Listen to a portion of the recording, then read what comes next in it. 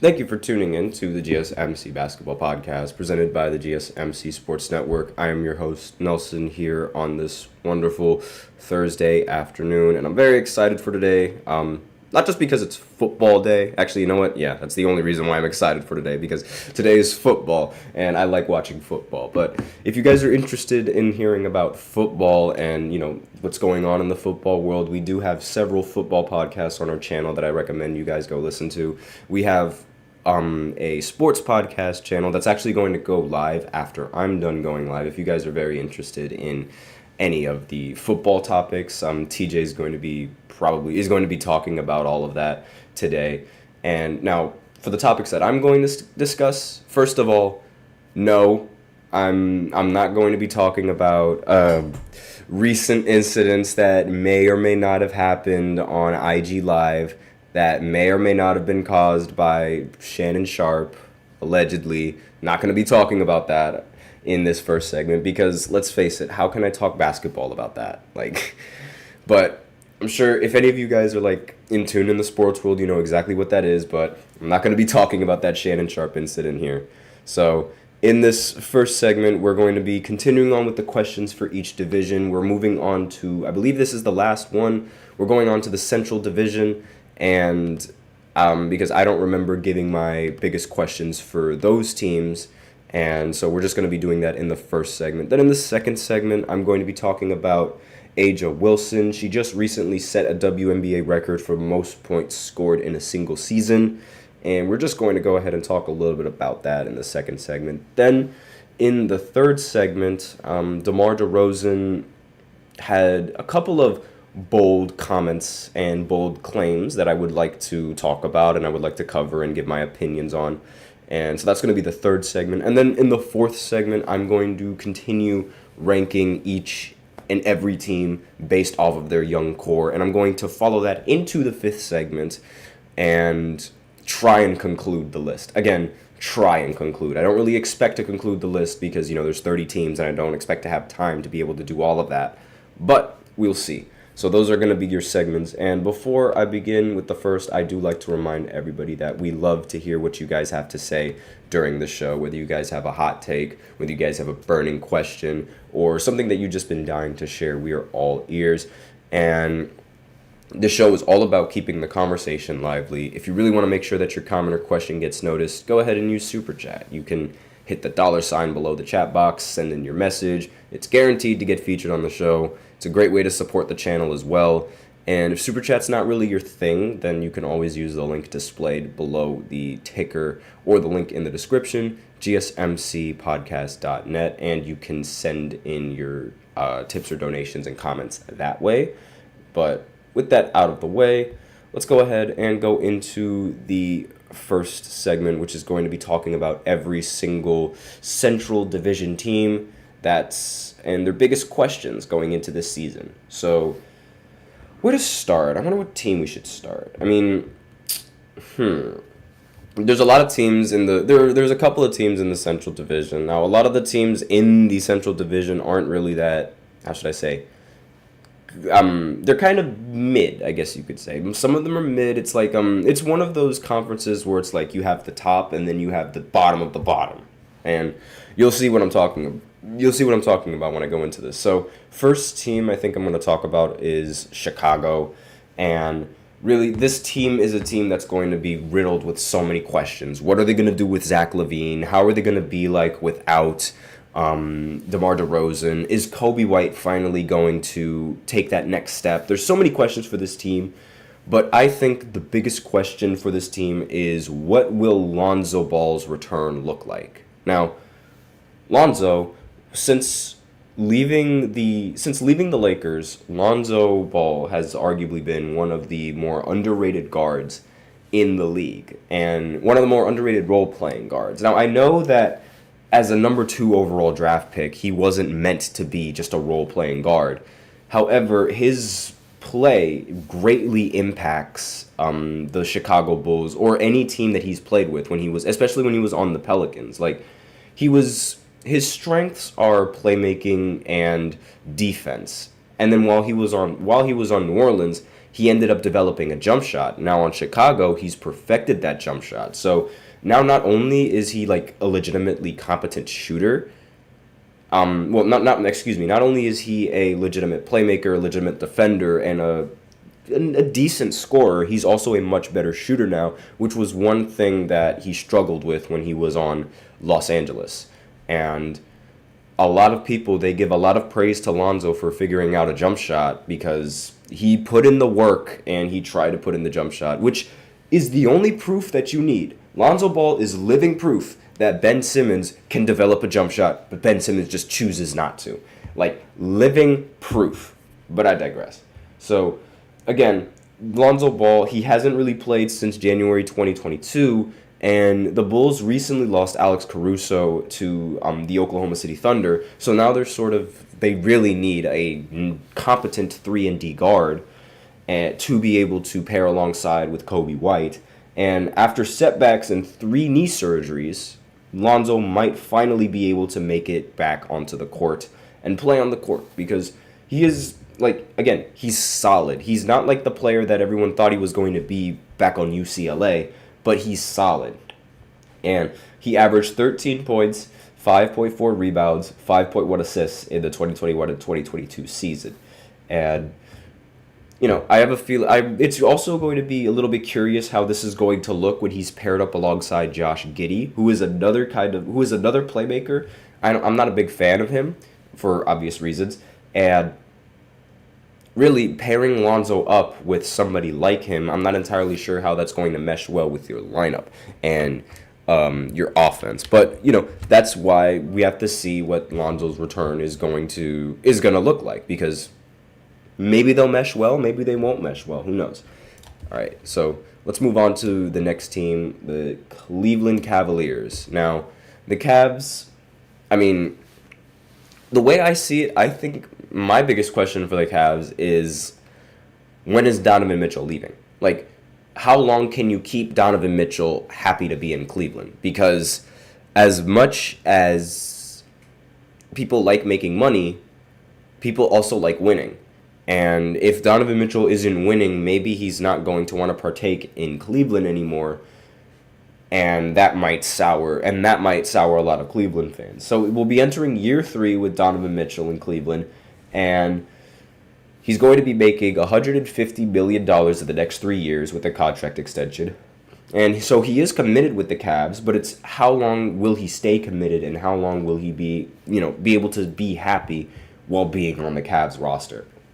And there's a hierarchy in the East right now. So it's going to be the Celtics, the Knicks, and the Sixers occupying the groups of like a real contending teams. Those 3 teams are real contending teams. More so the Knicks than the Sixers, and more so the Celtics than the Sixers, because I'm sorry, I understand Paul George, he's a very fantastic player, but I just don't have any faith in Philly. And Cleveland, they fall into like not the same tier as the Knicks and like Celtics and Sixers, but a tier directly below that, where they could make it far, but nobody really legitimately thinks they're going to. And that's sort of like the category where they fall under in this instance. And not to mention, Mobley averaged 16 points, 9 rebounds, and 2 assists, along with 2.2 blocks. So maybe this year they'll be even better, and he'll progress. But since we are going a little bit low on time, I am going to speed this up just a little bit. So the next team is the Detroit Pistons, one of the worst teams in the NBA last season. And if the Wizards didn't exist, I would call this team the worst team in the NBA. And the biggest question for the Pistons is, which of the young players is going to make the next step? Because we've seen Cade Cunningham make that step. Now we need to see if there's going to be another player make that step and start playing very consistently. And one could argue that Cade hasn't made that step yet, so maybe Cade is going to be the one to make that step because he is putting up production just in garbage time. So maybe it's his time, like this is his time to, I just dropped my wallet. Maybe this is his time to become like the next person up and actually lead the team to wins. Or maybe somebody else is going to step up alongside with him and help Detroit gain wins. But as of right now, Cade Cunningham, he was coming off a career season. Tobias Harris is going back to Detroit. And Detroit has like a lot of young players on the roster. So it's totally possible that either one of those players could just end up sprouting as one of the better players on the team.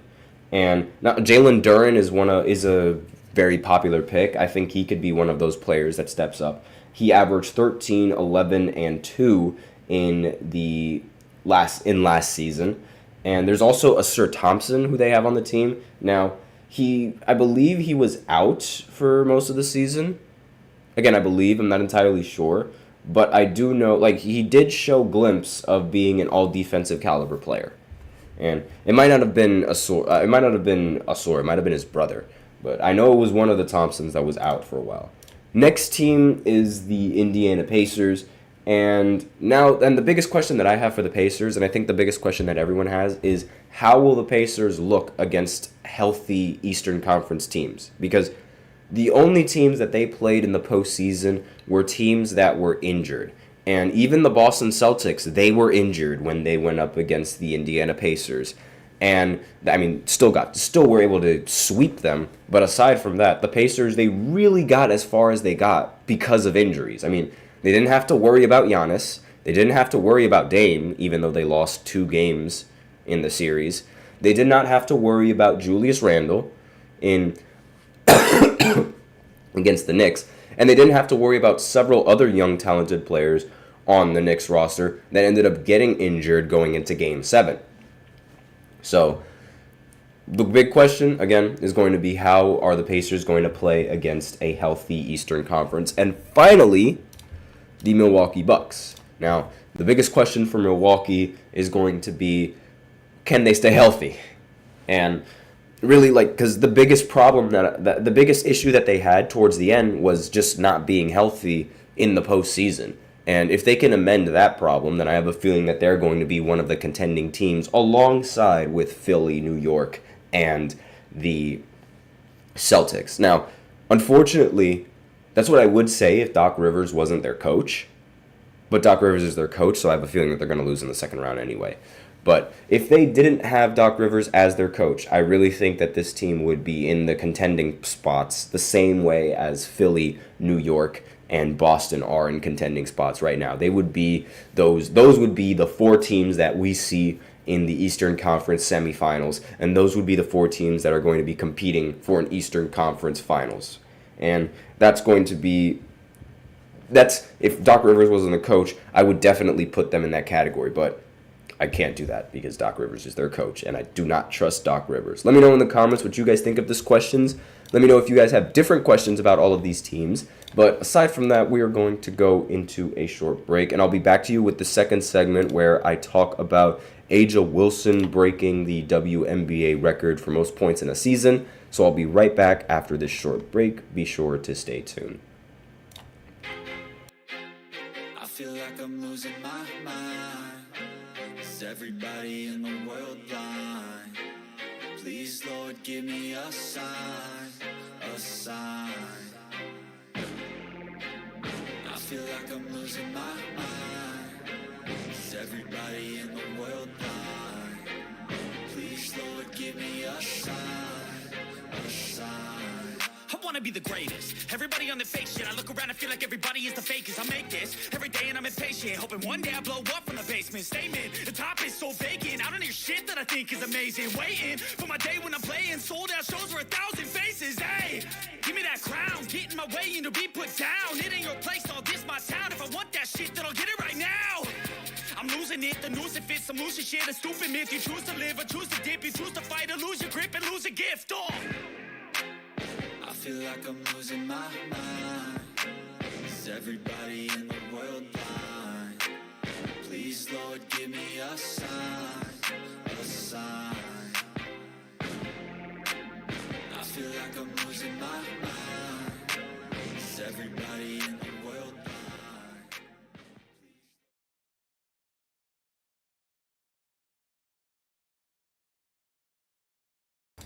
And we are back with the second segment of the GSMC Basketball Podcast presented by the GSMC Sports Network. And in this second segment, I'm going to be talking about A'ja Wilson breaking a WNBA record.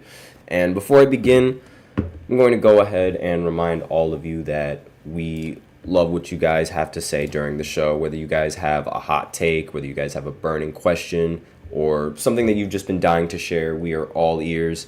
And if you really want your comment or question to get noticed, you can go ahead and use Super Chat. Just click the link displayed below the ticker on every show segment if Super Chat isn't really your thing. And your comment or question will guaranteed get featured on the show if you use either or.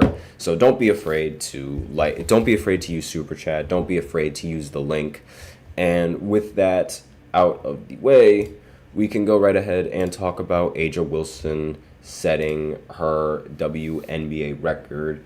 And she's the best player in the WNBA right now, most likely going to end up winning the MVP in the WNBA right now, assuming Caitlyn doesn't just come out of nowhere and just steal it from A'ja, which would be very surprising because A'ja's had a phenomenal season. She's been doing things alongside with Caitlin Clark. She's been doing things that the WNBA has not yet seen. And one of those things is scoring as many points as she's done. She broke the WNBA single season scoring record just before the first half of the Las Vegas Aces game against the Fever on Wednesday night. So she broke a record in Caitlin Clark's, or in front of Caitlin Clark. Wilson hit a jumper from the free throw line within 26.4 seconds left in the second quarter to surpass the previous mark of 939 points set by Jewel Lloyd in 2023. The Aces' two-time league MVP came into the game averaging 27 points along with 11 rebounds. And those numbers are just ridiculous. 27 and 11. Those are fantastic numbers. And if she doesn't win the MVP averaging those numbers, that's going to be crazy. However, there are a lot of people and there's a lot of growing debate that Caitlyn should end up winning the MVP because now not only is Caitlyn leading the WNBA in three-point makes, she's also most likely going to break the WNBA record for most assists in a single season as a rookie. So Caitlyn's going to win the MVP MVP. She's going to win the Rookie of the Year award unanimously. If she's going to win MVP, that's a completely different story because another thing that should be taken into account is the playoffs because Caitlyn, since joining the team, has brought the team to the playoffs for the first time in a while. So there's still debates, but I do think that A'ja is going to win it, not only because of the fact that her numbers seem a little bit nicer, but the fact that she's also just been doing this for longer, and I don't think people and voters are going to be that quick to give Caitlin Clark the MVP. It would be very surprising, and it would definitely ruffle a lot of women's feathers, and all of the WNBA athletes will be so jealous and so mad at her. It could cause either problems with the WNBA, they might gain even more disdain because the WNBA, I'm sorry, but a lot of their players are hurting themselves with their positions on Caitlyn and where they stand on Caitlyn. Because a lot of people now, they don't like Diana because of what Diana's been saying about Caitlyn and how she, in the beginning of, before Caitlyn was even drafted, Diana was already throwing shade at her saying, it's a whole different league, you gotta be ready, all that stuff, right? Meanwhile, and now we see Caitlyn just absolutely beating her in head-to-head competitions. And her reputation has sort of taken a hit, despite the fact that she's been winning. She won the gold medal, for crying out loud, and people still don't like her. So a lot of these WNBA players, they really ruin their reputation, and you really don't want your reputation to be ruined. But just off of something as dumb as that, or as mindless as that, I should say. Pardon me for my poor sense of words, but as something as unnecessary or as mindless as that, and. But I do have a feeling that. Let me know in the comments what you guys think. Do you think A'ja is going to win the MVP, or do you think Caitlyn is going to win the MVP? And if Caitlyn wins, how much of an uproar do you think that's going to cause with the entire franchise, and or with the fan base and with the rest of the WNBA players? So A'ja, she finished the game with 27 points, 12 rebounds as Las Vegas ended up winning 86-75. And Wilson credited her teammates for helping her break the record. She's saying, I don't want to sound cliche when I say this, but I don't get any of that without every single teammate along the way. I'm so grateful to be able to play with selfless women. She said, my teammates are the heartbeat. They keep me going. I don't get any points without them passing me the ball. Or passing me the basketball, excuse me. So the points are great. They're always going to be there. I'm never going to stop shooting. But the group that we have in this locker room has something that I'm truly so happy to be around. Wilson needed just 35 games to break the WNBA record, who was previously set by Lloyd, who did it in 38 games. So Wilson's previous high was 912 points, set in 40 games last season. And she now has 956 points this season and could potentially be the first player in the league history to reach 1,000 points in a year, which will be very, very impressive. And she missed the team's previous game in New York as well on Sunday as she was recovering from an ankle injury she suffered against Connecticut last Friday. And the Aces, they have 4 games left, including another one against the Fever on Friday night. So we could really, this record, while it's already broken, it's still not set. So we could see the points total increase dramatically, and there is a watch to see on whether or not she's going to end up surpassing the 1,000 point marker, because let's see. Let's do some math here. So there are 4 games left, and there is 956 points on the board that she has right now. So 956 minus 1,000 is going to be minus 44. So that's going to be 44 points that she'd have to score. So in the span of 4 games, she'll have to score 44 points, meaning that in each game she has to score at least 11 points, and then she gets 1,000 points. And so you tell me, do you guys think that A'ja is going to be the first WNBA player to reach 1,000 points? Or do you think that's not happening? What do you guys have? You guys have the over? You guys have the under? Let me know in the comments what you guys think. And obviously, if injuries aren't going to happen, I'm taking the over. Easily. I am taking the over.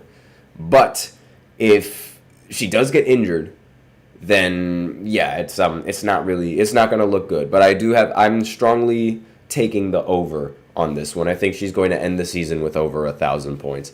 Now, another thing that should also be taken into account when thinking about this is I'm not entirely sure if A'ja is going to sit out before the playoffs, because you know how some NBA players they like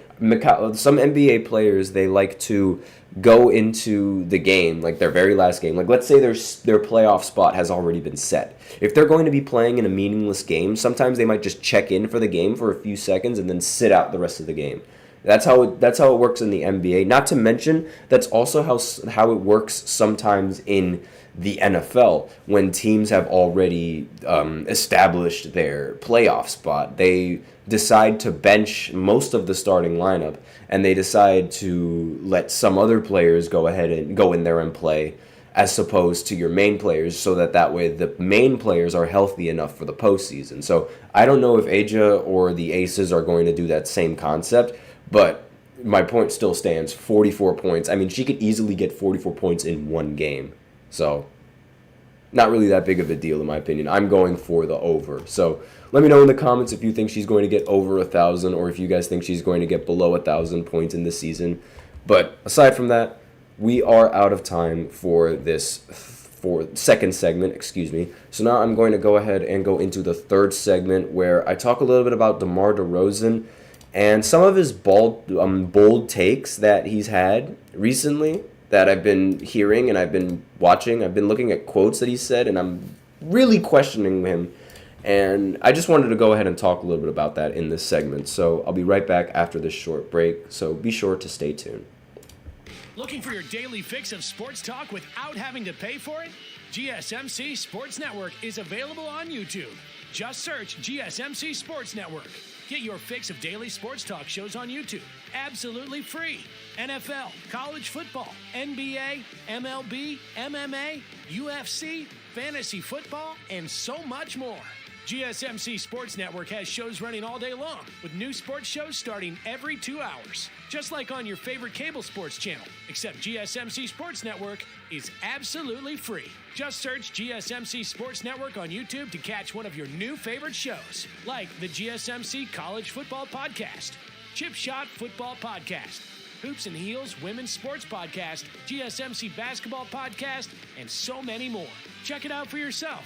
GSMC Sports Network, now available on YouTube absolutely free. Search GSMC Sports Network on YouTube right now. And we are back with the third segment of the GSMC Basketball Podcast presented by the GSMC Sports Network. And in this third segment, we are going to be talking about DeMar DeRozan and some of his bold comments that he's been saying, that he's been talking about recently. I mean, he had a bold take about the Kings, and he also had a huge take about his former Raptors team in 2019 that I really want to touch on in this segment. And I kind of want to get your opinions on this as well, if you guys don't mind. But you can just leave your opinions in the comments as well. Obviously, I know he's not on the Bulls anymore, but I don't have a picture of him in a Kings jersey, so boo-hoo for all of you guys that are technical and just be like, oh, DeMar's not on the Bulls anymore. Anyways, DeMar recently, I think over the offseason, I think he's trying to be a little bit of a comedian. I don't know what, but he's been saying a lot of random things and a lot of things that just that sound like a joke, but I think he's being serious. And the article, we're going to start with this take first. So the article starts by saying DeMar makes a bold prediction for the Kings in the 2025 playoffs. So DeMar has great hopes for his next squad. During his Wednesday interview on ESPN's First Take, the Kings playmaker was asked what his boldest NBA predictions for the next season was, and he stated that his team would make it to the Western Conference Finals, which is ridiculous. The quote says, the quote from DeRozan says, being able to play with a guy like De'Aaron Fox and Sabonis with the year that they had before, even last year before injuries, they were a top team in the conference. I felt like I could be that piece to take them over the top. And while I do think that, yes, they do have a really, really good chance of making it all the way to the Western Conference Finals, I would have thought that they had a better chance had DeRozan not put a target on their back the way that he just did right now. Because him saying that they are going to make the Western Conference Finals is just him putting a huge X on his back, and every team is going to try to make sure that he doesn't make it to the Western Conference Finals. And that's going to make your road to the finals and the Western Conference Finals all that more difficult. The more attention that you bring onto yourself and the more attention that you bring to your team just by talking, if that makes sense to all of you guys. And on top of that, the Western Conference Finals. DeRozan has only made the conference finals, I can count, one time. And that was in the Eastern Conference when it was so weak, so much weaker than the Western Conference right now. DeRozan couldn't even make the Eastern Conference Finals when there were only two real teams competing in that spot. And he expects to make it in the West when you can argue 6 teams belong in the Western Conference Finals? I don't think so. That is egregious. And I like the confidence, but I think there's a difference between confidence, cockiness, and arrogance. And right now, I believe that DeRozan was being a little bit arrogant for not only drawing attention to himself the way that he's doing, but also having such high hopes for season 1. I mean, 9 times out of 10, the high hopes don't end up being as high as you expect them to. And the highs of your teams might not be as high as you expect them to. And given how DeMar has only been in the conference finals once and has choked his way through the playoffs in every single year, is ridiculous. in my opinion. I think it's absolutely ridiculous. And the Western Conference, it continues to improve. And yes, while DeRozan does bring improvement to the roster, saying this, I would have, if the Kings would have just not said anything, if there were no players on the Kings that have said anything, if DeRozan just played ball and they just played during the season, I would believe, this team has what it takes to make it to the Western Conference Finals. But it's literally just now that he said it, I don't have faith in them now. I don't have faith in him now that he said it, because it goes I'm sorry, he's just not that guy. He is not the clutch guy that he thinks he is and that he wants to be. I am sorry. And it's what's crazy enough is how yes, I do understand the Chicago Bulls, they might not have had the best roster, but he was supposed to be the number 1 and the number 2 option on that roster, but he was unable to lead the Chicago Bulls into the postseason numerous times. So what makes you think he's going to be able to just with this new team make it to the Western Conference Finals? I don't agree with that in the slightest. And he goes on and says some other crazier things about not just about the Kings, but about his former Raptors team.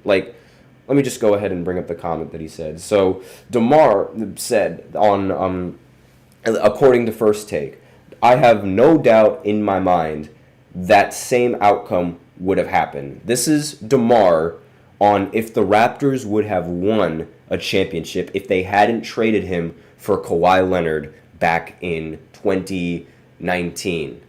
And I'm sorry, DeMar DeRozan, he is loved by Raptors fans. Not even Raptors fans agree with this take.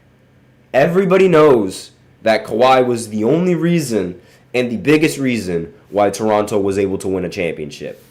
I'm sorry to say this, and I'm sorry, I know it sounds like I'm slandering, but that's just the truth. Kawhi Leonard in 2019 had one of the best postseason runs in the history of the NBA. DeMar DeRozan would have had to put on that kind of performance in the postseason in order for the Raptors to even do what they did and win. DeRozan has never done that in the postseason before, and he most likely would never have done that in the postseason anymore. He is not a postseason player the same way that Kawhi is a postseason player.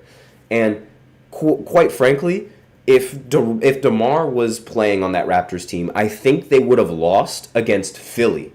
I genuinely feel like they would have lost against Philly, against that Jimmy Butler, Ben Simmons, and Joel Embiid lineup. And on top of that, they would also have to play against Giannis. We saw the Raptors struggle against a LeBron. Yes, he is a peak LeBron, but he is still a much older LeBron. Imagine how much they would have suffered going up against Giannis Antetokounmpo. I don't even know. I think that would have been murder on the court. Honestly, there was no way that the Raptors would have been able to beat with DeMar. There's no way that the Raptors would have been able to beat either the Bucks that year or the 76ers that year. And what makes me say this confidently? In the year that the Raptors, they were the number 1 seed the year before that when they had DeMar and Kyle Lowry in 2018, and they were the number 1 seed. Now, a lot of people didn't realize that the reason why they were the number 1 seed was because they had a much easier schedule ending the season than the Boston Celtics had ending the season, and that was the reason why they were able to take the 1 seed. And so they take the 1 seed, and they play against the Wizards. And it took them 6 games to beat the Wizards. And the Wizards that year had 3 less wins than the Nuggets, who didn't even make the postseason in the Western Conference. And then they proceeded to get swept by LeBron. Not the Cavs, LeBron. So, no. DeMar would not win a championship with those Raptors team. He is just speaking he's just speaking confidence. He's dreaming at this point. I'm sorry to say this, and I know it sounds like I'm being rather mean and cruel, but he's just dreaming. plain and simple. But let me know in the comments what you guys think. Do you guys think that DeMar actually had a legitimate shot in winning with the Raptors? And do you think that DeMar would have actually won with the Raptors had they not have traded for Kawhi Leonard? And let's see, what else? Let me know in the comments if you guys think that where the Kings are going to end up. Do you think the Kings are going to be first-round exit? You think they're going to be second-round exit? Do you think they're going to make it to the Western Conference Finals? Or do you think they're finals-bound? Let me know in the comments what you guys think. But with that being said, we are out of time for this third segment. So now we will go ahead and go into the fourth segment where I will be continuing to rank each team based off of their young core. So I will be right back after this short break. Be sure to stay tuned.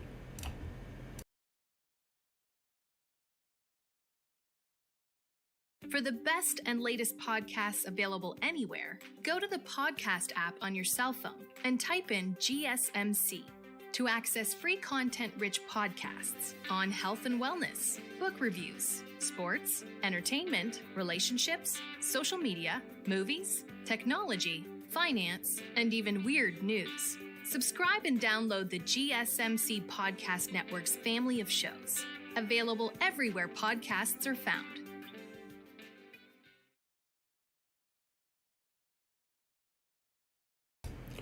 And we are, whoa, the glare on that. Hold on just 1 second. There we go. Okay. And we are back with the fourth segment of the GSMC Basketball Podcast presented by the GSMC Sports Network. I apologize for that glare. It's really annoying. I'm going to try to move my desk to a different spot in the room for next time. So you guys might see a different background and you guys won't have to worry about looking at that. But anyways, I'm going to go ahead and I'm going to continue on with my rankings of each of these teams based off of their young talent. And we left off, I believe we left off at number 15, which was the Atlanta Hawks.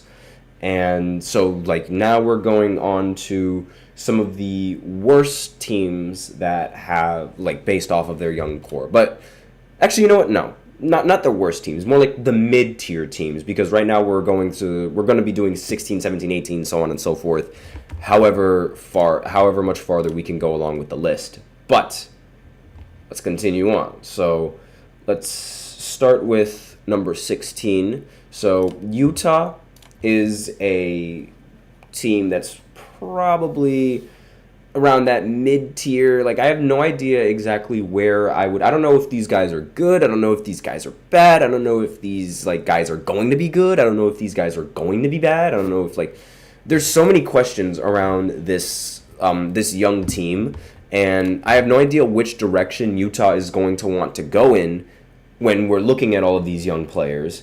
But just based off of their abilities as individuals, I think 16 is probably, maybe a decent spot for them. This is a list inspired by an Instagram user, NBA District. So I think that 16 is actually a pretty solid spot. But I mean, it gets a boost in its rankings simply because there's so many young players on the Utah Jazz. So, I mean, they have Keontae George, they have Walker Kessler, they have Cody Williams, Colin Sexton, Taylor Hendricks, Johnny Juzang, Bruce Sanzaba, forgive me if I completely messed up that last name. They have a lot of young and talented athletes on the team, for sure. However, whichever one they stick with is rather unclear, and whichever one they're going to pick to build their roster with is still rather unclear, because I mean, they just recently signed Lauri Markkanen, and maybe these young guys are just going to try and fit in and be role players, but they're so young that they could evolve into something much greater than just role players. You don't have to just settle them for mediocrity. So I have no idea what kind of direction they're going to try and go with this young core, but I'm very excited to see what they do. And next team on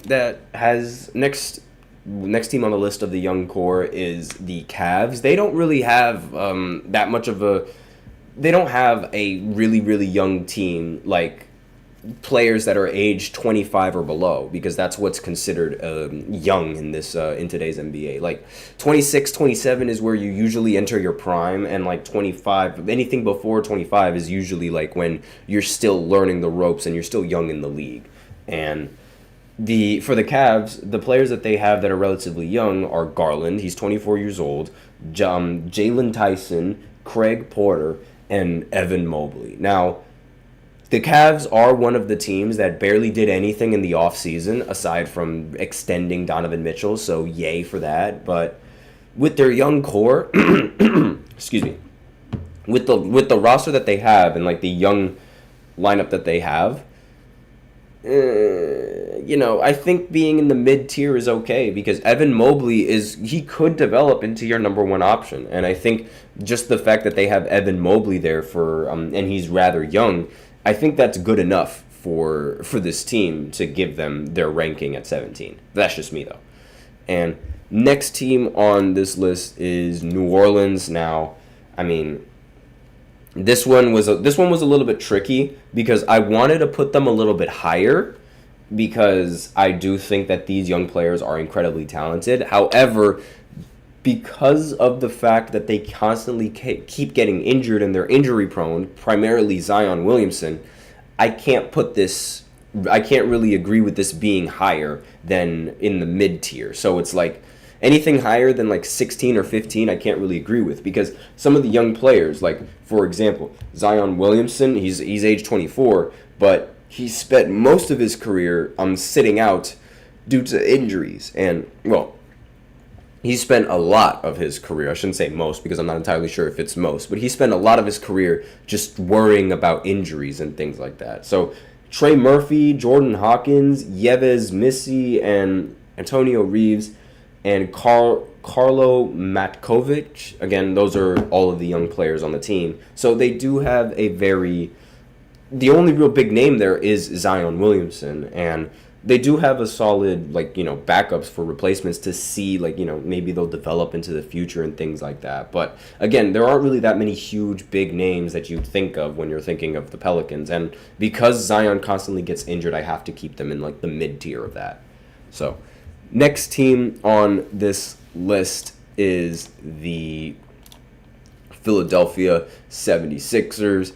And the 76ers, they don't really have they're a very balanced team, I will say. Like this right now, this is one of their most balanced stages in the, I guess you could say, they're in their era, their trust the process era, where it's like they aren't entirely, yes, they do have young players, but now they have Paul George and this veteran player. And speaking of the young talent that they have, Tyrese Maxey, Jared McCain, Ricky Council, Adam Bonnet, and KJ Martin. They do have all of those players on the roster, and Maxey is a huge reason why this team is ranked the way that they in the spot that they're ranked.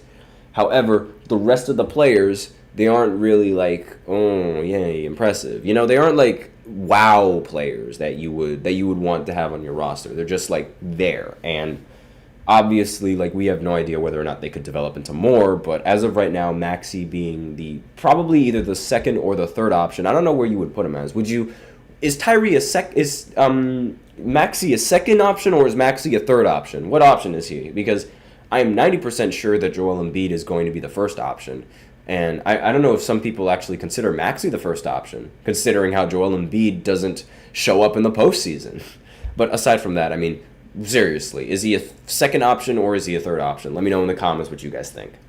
And for the last part of this list, we're going to end it with, okay, wait a minute, what the heck was that? Okay, there we go. We're going to end it with Ben Simmons. I have no idea what just happened. Something just happened on my computer. We're going to end it with the Brooklyn Nets and Ben Simmons. This man right here, he needs to be off the team right now. I am going to preach it to the mountaintops till the end of time. Get him off the team. But aside from him, the Nets, they recently traded Mikal Bridges. So aside from the young players that they already have on the roster, and there's a lot of them, they're going to have younger players coming in because of draft capital. And maybe if the team is if they draft properly, like maybe the young core of players is going to be a very, very serious team. So let's go over the young talents. So Cam Thomas, the best player, is 23 years old. Nick Claxton, 25 years old. Noah Clowney, 20. Darek Whitehead, 20. De'Aaron Sharp, 22. Jalen Wilson, 23. Keon Johnson, 22. Trendon Watford, 23. Zaire Williams, 23. And Killian Hayes, 23. There are so many young players on this roster, and I mean, it's crazy how now Ben Simmons isn't a part of that, yet all of these players that I just mentioned earlier are better than him 9 times out of 10. Actually, no, 10 times out of 10. And it's really just, it's honestly sad how the downfall of Ben Simmons has come. But aside from Ben Simmons, I keep rambling about him because I just can't stand him. I don't want him on my team. But the rest of the players, like Cam Thomas and Nick Claxton, yes, give me more of that. We like those guys. And the rest of the squad is still sort of like meh. And Cam Thomas, even so, it's like he doesn't really seem to mesh well with Nick Claxton. Claxton doesn't seem to like how Cam Thomas doesn't pass. There was a clip where Claxton was like open directly under the basket, but Cam Thompson decided to shoot it. And then Claxton got upset at him for shooting the ball. I don't understand why Claxton got upset because Cam Thomas ended up making the three-pointer, which is stupid. I mean, let me know in the comments what you guys think. If you had a wide-open layup, your teammate decided to shoot a three and he made the three, would you be mad at your teammate for making the three? Or would you, like, be happy for your teammate for making the three? Because, like, that really confuses me. Yes, I understand the pass is there. But if you take the three and you hit the three, like, you can't be mad at that. You genuinely cannot be upset because he gave you 3 more points. He gave you 1 extra point than what you were going to give had you have taken the layup. I think it's more selfish than anything else to be mad at somebody for taking a wide-open 3 and making the wide-open 3. Now, it's if you miss the 3, then it's a different story. Then you can complain. But if you make the 3, you can't complain. If you make the 3, there's no room for complaint there because you scored. The goal of the game is to score. But so there might be a little bit of chemistry issues with this young team, and there might be like not really, I wouldn't say bad blood, but there might be things that being said and things going around that not everybody might agree on, if that makes sense. So, you know, and the way I see it, this young core, the Nets young core is just, you know, they're literally mid-tier. They're not the best, but they're not the worst either. So that's all I have for this 4th segment. So again, let me know in the comments what you guys think and whether or not you guys agree with it, whether you guys disagree with it, whether you guys would have rather seen another team in this area, this, that, and the other. Let me know in the comments. But aside from that, we are going to go ahead and go into the final segments, which is going to be continuing on with this list, going on to, you know, the other teams that have a decent young core. So we stopped at the Nets, which was at number 20. So now we're going to do 21, 22, 23, and we're going to read on the list and continue going on right after this short break. Be sure to stay tuned if you're interested to figure out what teams are on there.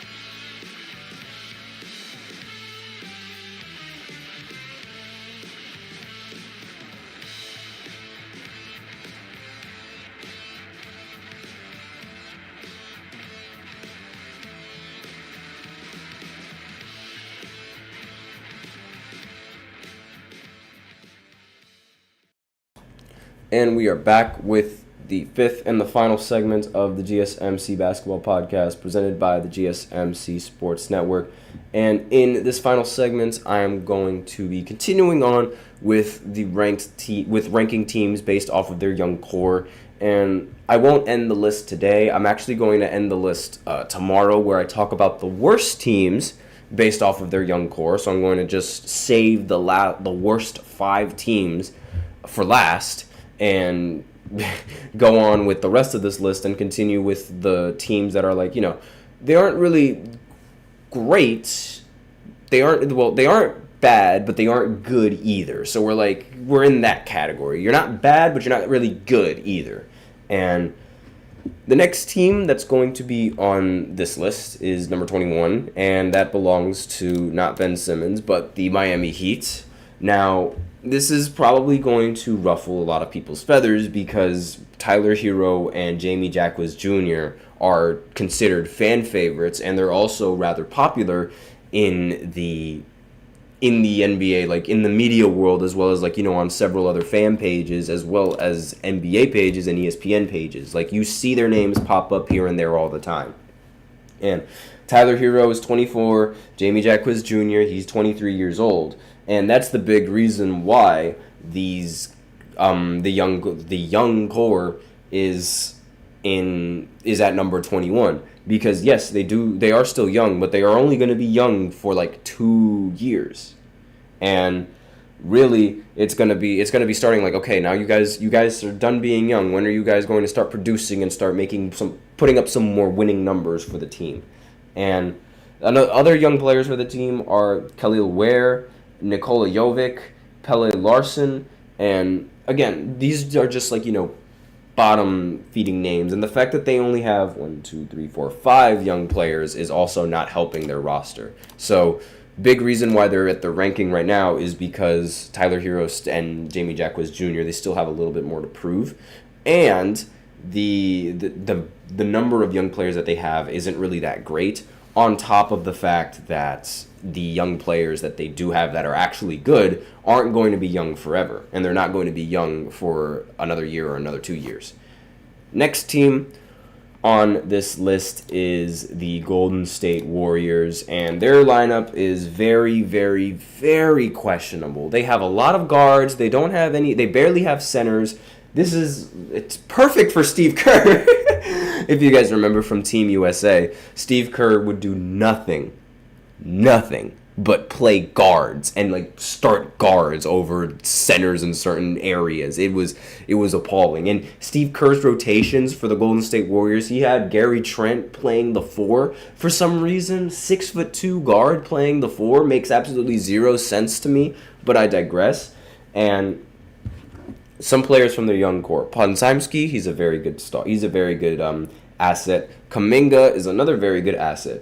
But aside from those two, the rest are a little bit meh, and they don't really produce all that much for Golden State, and it's not really going to be enough for Golden State unless Steph Curry balls out. So other than Podziemski and Kuminga's 22, Podziemski's 21, those two guys are the only good young players on the team. Podziemski, I believe he led the league in charges drawn, which is whoop-de-doo, yay. And Jonathan Kuminga, he ended up really stepping up once Steve Kerr actually allowed him to gain some minutes. Oh, wrong picture. Well, at least now you know who the next team is. But anyways, the Kuminga, he wasn't getting all that many minutes before until he spoke up to the media and was rewarded minutes from Steve Kerr. And Kuminga was great in the time that he played. Same with Podziemski. They've all been great. But again, the way that they played, while they were still on the Warriors, and the way that the Warriors played last season, it's this team it doesn't really seem like this team is going to go anywhere, especially with their young talent. And the next team on the list is the Kings. And, I can't really say the exact same for the Kings. However, I do think that Keegan Murray has already proven himself to be a very vital asset before Podziemski and Kuminga have. But similar to that team, the rest of the other players on the Kings, they're kind of just, they aren't really all that. They do have Devin Carter, Keon Ellis, Kobe Jones, Orlando Robinson. But aside from really Keegan Murray, I think the rotations, for the young players, is a bit of a weak point. But that's my opinion. And again, the Kings, they still could end up being a solid team. And they, a team that goes super, super far into the postseason. They could easily do that. And the Kings, while they might not have a young squad, they do have De'Aaron and Sabonis. They are relatively young. They aren't young enough to be considered part of a young core, but they are young enough to be considered, relatively young. I'm just going to go ahead and pull up Sabonis's age right now just to make sure that I actually have his age right, and I'm not thinking of something completely different. But yeah, Sabonis, he's 28 years old, and I believe De'Aaron Fox is also around that age as well. And yeah, De'Aaron Fox is 26 years old. So De'Aaron is just over the age of the gap in this, just over the age gap in this for this list. So they do still have a young team, and they do still have a very talented team. So just because they don't really have much of a talented young roster doesn't mean that they aren't going to be able to do much with it. And the next team on this list is the Milwaukee Bucks. Now, they do have a lot of young players, but are those young players good? No. The only one that I think is actually very good is Gary Trent Jr. And even then, he's just a spot-up three-point shooter, a spot-up 3-and-D shooter. So saying that he's good is it's child's play, really. It's not really that big of a deal. You know what I'm saying? So, and A.J. Johnson, they recently acquired A.J. Johnson in the draft, Tyler Smith as well. So they do have a lot of unanswered questions, and because of that, I can't really put them that high because some of these players, they haven't really played an NBA game yet, and they also weren't really hyped up that much considering how they were picked relatively later in the NBA draft. And I mean, aside from Gary Trent Jr. for the Bucks, I don't really see many of these younger players making that much of an impact as as Giannis or Dame or any of the other role players that you have on the team. I don't really expect that from them.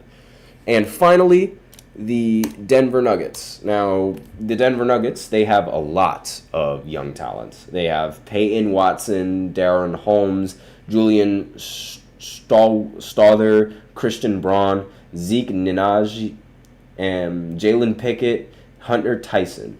And yes, that's a lot of names. The problem with those names, nobody really knows them.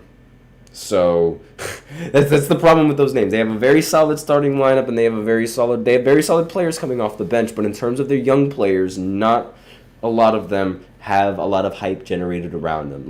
They aren't really famous. They aren't infamous either, so it doesn't mean that they're really bad. But again, they aren't really drawing that much attention to themselves. Especially especially when you consider all these other teams that are drawing attention to themselves, like the Thunder and the Spurs. Those guys being full of young talented teams and just in full rebuild. Pistons as well. Same thing with the Washington Wizards. All of those teams that are just in full rebuild. And it's just, since the Nuggets aren't in a full rebuild, they don't have to worry about having dozens of talented young players on the team, because especially since you have Jokic. But, we're ranking this off of their young core, and the Nuggets are 25th on this list, and it's really, really bad. So that's it. We're going to stop at 25 for today, and like I said before, I'm going to continue on with this list by tomorrow and giving all the worst teams based off of their young core. So it'll be 5, 4, 3, 2, and 1. So 5th worst team, 4th worst team. That's what I'm thinking of doing in the next segment. So be sure in the next podcast, excuse me. So be sure to tune into that. But aside from that, thank you so much for tuning in to the GSMC Basketball Podcast presented by the GSMC Sports Network. Your support means a lot to us, so remember to subscribe to the show, leave a positive review. It really does make a difference. We also invite you to follow us on Facebook, Twitter, TikTok, and Instagram for more content and updates. And as usual, we love to hear what you guys have to say during the show, whether you have a hot take, a burning question, we're all ears. And if you really want your comment or question to get noticed, go ahead and use Super Chat or just hit the link displayed below the ticker or the link in the description and send in your comments that way, gsmcpodcast.net. Either or helps the show, you can decide. And that's all that I have for you today on this segment. Thank you so much for tuning in. I am your host, Nelson, and as always, take care.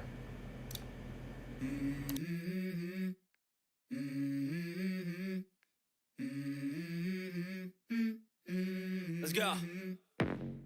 I wake up to a little bit of drool on my pillow, feel like it's gonna be a bad day.